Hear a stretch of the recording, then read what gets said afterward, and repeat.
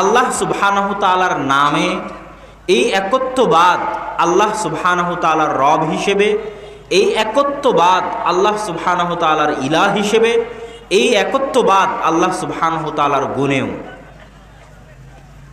আল্লাহ সুবহানাহু তাআলার নাম হিসেবে একক তথা তার মতো এই নাম আর কারো নাই। বহু দৃষ্টিকোণ এবং বহুভাবে গবেষণা করে দেখা গেছে যে আল্লাহ এই নামটা আরবি ভাষায় সবচেয়ে ব্যতিক্রম নাম। যেই নামের মতো নাম আরবি ভাষায় আর নেই। আল্লাহ সুবহানাহু তাআলার গুণে তিনি একক, তথা যেই গুণ তার আছে ওই গুণ পৃথিবীর আর কারো ধারণ করা সম্ভব নয়। যেমন আল্লাহ সুবহানাহু তাআলার গুণ হচ্ছে আল হাই, চিরঞ্জীব, তথা পৃথিবীতে আর কারো এই গুণ অর্জন করা সম্ভব নয় যে সে চিরঞ্জীব হবে, কোনোদিন মারা যাবে না। এই গুণ পৃথিবীতে কোনো ব্যক্তি, কোনো বস্তু, কোনো জিন, কোনো ফেরেশতা, কোনো জড় পদার্থ, কোনো কীট পতঙ্গ কারোই পক্ষে অর্জন করা সম্ভব নয় যে সে কোনো দিন মারা যাবে না। এইভাবে আল্লাহ সুবহানাহু তাআলা তার গুণাবলীতেও একক। আল্লাহ সুবহানাহু তাআলার রব হিসেবে একক, সেটার অর্থ কি? আমার এবং আপনার লালন পালন কর্তা, জীবন মৃত্যুর মালিক, রুজি রুটির মালিক, তিনিই ব্যবস্থা করেন, তিনিই লালন পালন করেন। এই জন্য তিনি রব্বুল আলামিন, রব্বুল মুসলিমিনও নন, রব্বুল মুমিনিনও নন। মুমিনদের রব, মুসলমানদের রব এরকম নন, কাফেরদেরও রব। কেননা যে কাফের, যে মুশরিক, যে আল্লাহকে গালি দেয় তাকেও খাওয়ান আল্লাহ, তারও জীবন মৃত্যুর মালিক আল্লাহ সুবহানাহু তাআলা, তারও রব, তারও লালন পালন কর্তা হচ্ছে আল্লাহ সুবহানাহু তাআলা। এই জন্য সারা পৃথিবীর অধিকাংশ ধর্মের মানুষ, 90% অধিক মানুষ আল্লাহকে রব হিসেবে স্বীকার করে।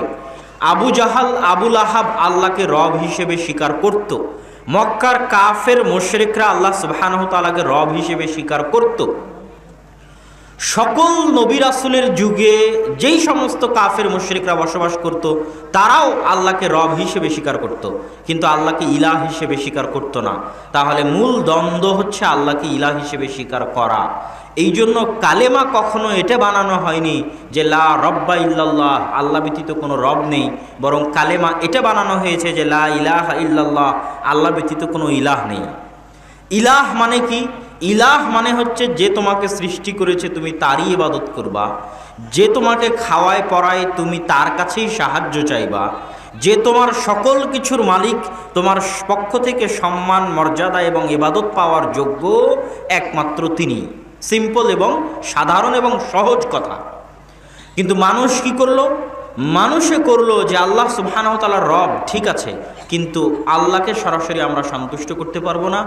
আল্লাহর কিছু অলি আউলিয়া আছে, কিছু দেব দেবী আছে, তাদের পূজা করার মাধ্যমে আল্লাহকে সন্তুষ্ট করতে হবে।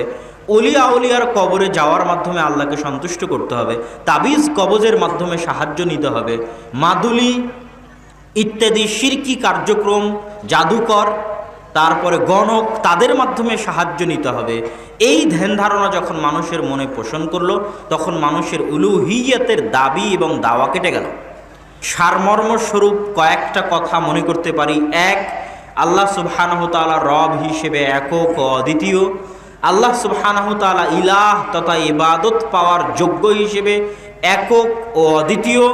আল্লাহ সুবহানাহু তাআলা তার নামে এবং গুণে একক ও অদ্বিতীয়।